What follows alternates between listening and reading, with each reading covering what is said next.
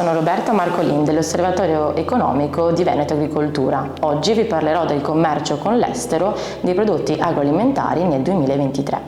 La bilancia commerciale agroalimentare veneta ha registrato un saldo negativo di circa 183 milioni di euro nel 2023.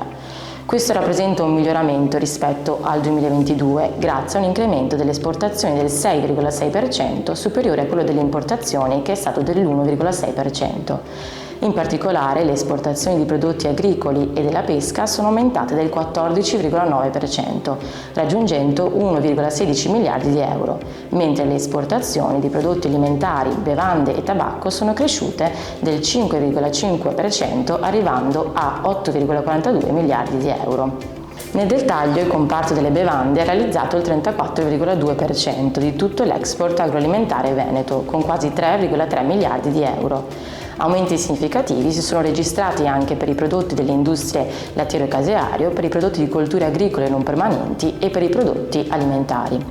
Per quanto riguarda le importazioni, invece, gli aumenti più consistenti in termini assoluti riguardano le importazioni di animali vivi e prodotti di origine animale, i cui acquisti all'estero sono aumentati del 44,2% sul 2022. Quindi, con 264,9 milioni di euro, si conferma la voce più importante di import per la nostra regione, seguita dal lattiero-caseario.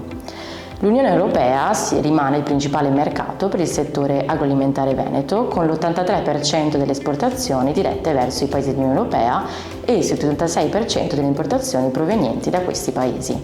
La Germania si distingue come primo mercato sia per le importazioni che per le esportazioni, seguite da Francia e Regno Unito.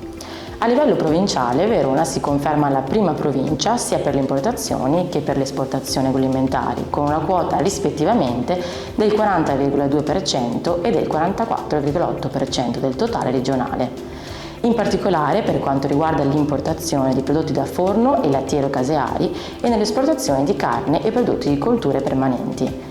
Oltre a Verona, anche le province di Rovigo, Vicenza e Venezia si distinguono per i loro indici di specializzazione nel commercio con l'estero di prodotti agroalimentari.